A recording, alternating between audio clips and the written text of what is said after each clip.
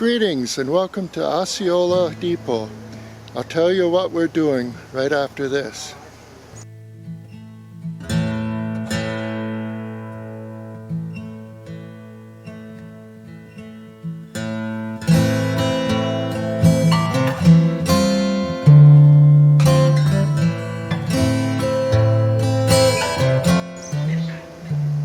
Today we're going to take a ride on the train.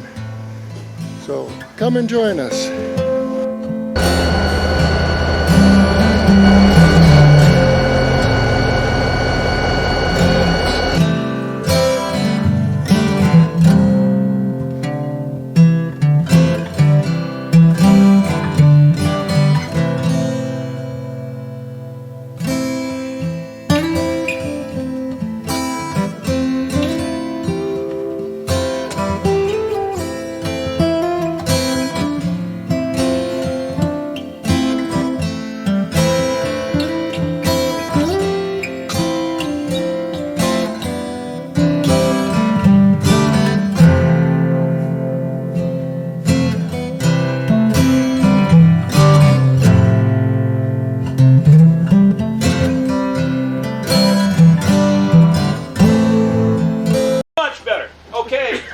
Riding in car 1096. This is a high-speed coach from the old days, used on both the Chicago Northwestern and the Great Northern lines.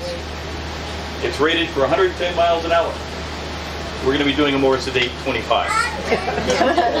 We're going to go from here, descend 260 feet down the line to the St. Croix River.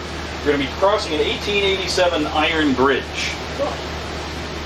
A couple of years ago, the railroad came out and said, yeah, we should probably check that out.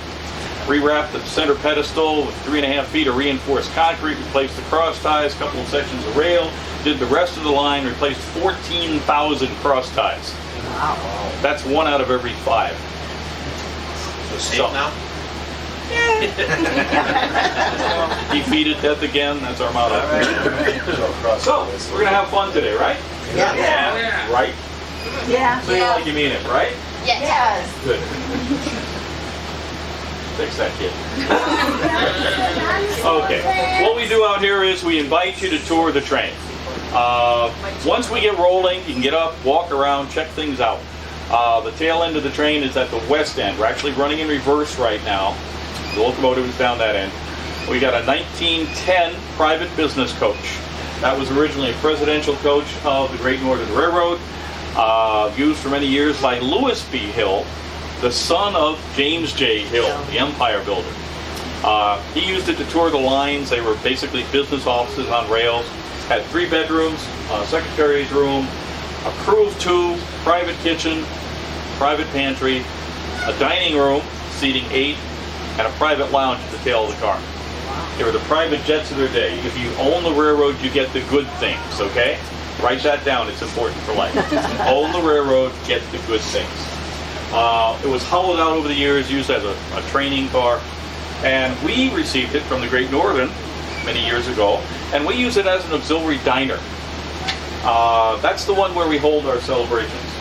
We've had birth announcements, wedding announcements, in-laws dinners, groom's dinners, bride's dinners. We've done line dancing in it, for crying out loud. We've had retirements. We've had multiple weddings in that car. We've even had a funeral. We get you coming and going. We'll get you. We're ready for you. See? But we invite you to tour the train. 1910 business car, 1940s coaches. The next car is a dining car. We use that. We'll be using that for a wine train this afternoon. See? Should have looked at the schedule a little more careful, right? Maybe. We've added more. You can come back. I saw your eyes when I said wine. You know, don't try and fake it, buddy. It's got whiskey, we're good. Well, we've done that down at the Roundhouse, actually. Whiskey and cigars. See? Old school, man. Old school. 1940s. The service car is here with candies, colas, all that. Restrooms. Important stuff. That one dates from the 1920s. It's been changed over so many times, we're really not... The only piece we know is still the same is the frame. That's it. Everything else has been changed on it. Yeah. A pair of 1920s Rock Island coaches. They're commuter coaches.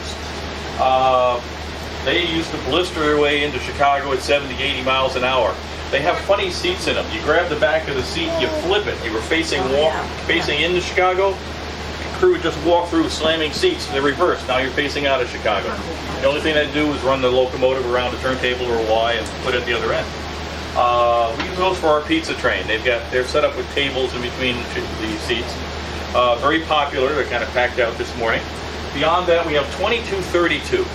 Now that comes to us from New Jersey. That's a moo car. It has nothing to do with cattle. Multiple units. It's actually a locomotive.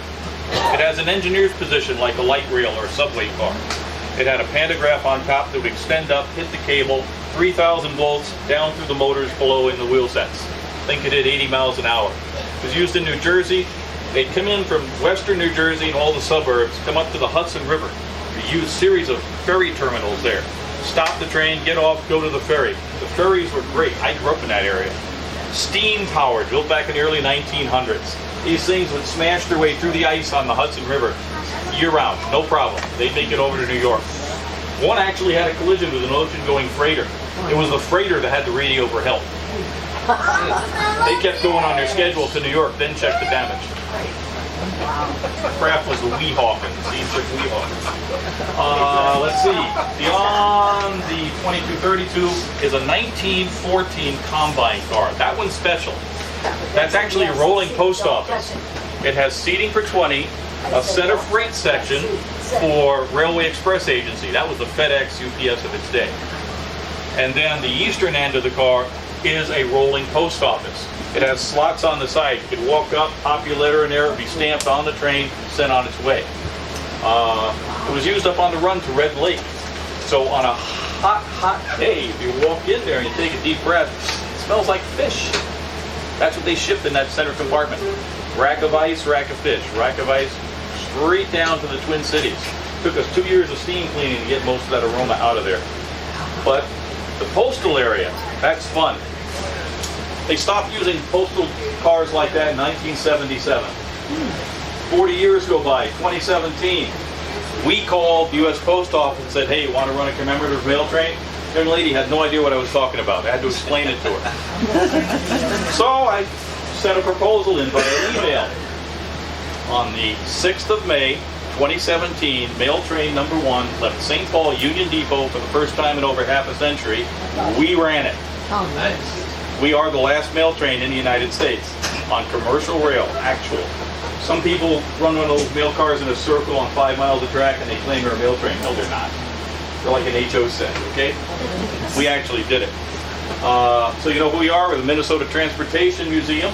Our host railroad out here is Canadian National. This is an old handshake deal from back when Wisconsin Central ran this line. And Canadian National has been very generous to us in allowing us to do it. They don't have to. The line stays open because of the dresser quarries.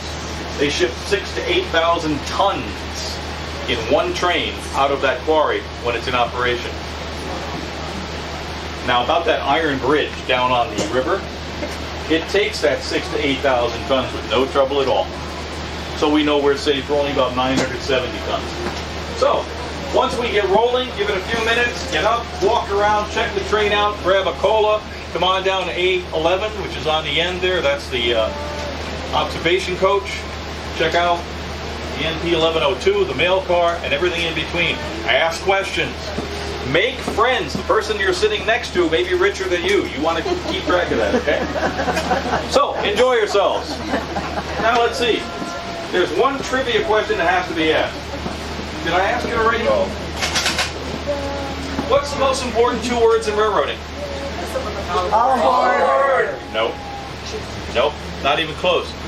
All aboard. By the way, all aboard. If you ever say all aboard on that platform down there, we are going to be on your case. There's always some guy in a feed cap says it too. Got to yell it out loud. Yeah, you got the look, buddy. Don't. You yell all aboard down there and you're not the assigned conductor, we're going to be on your case. Because that means people are going to start moving towards the train. We've had that happen. The train wasn't even stopped yet. 200 people moving towards a moving train. Not good. So, what are those 2 most important words? Safety. Close. But keep going. You don't know? It's easy. Seconds, please. You do have tickets, right? Hand them out.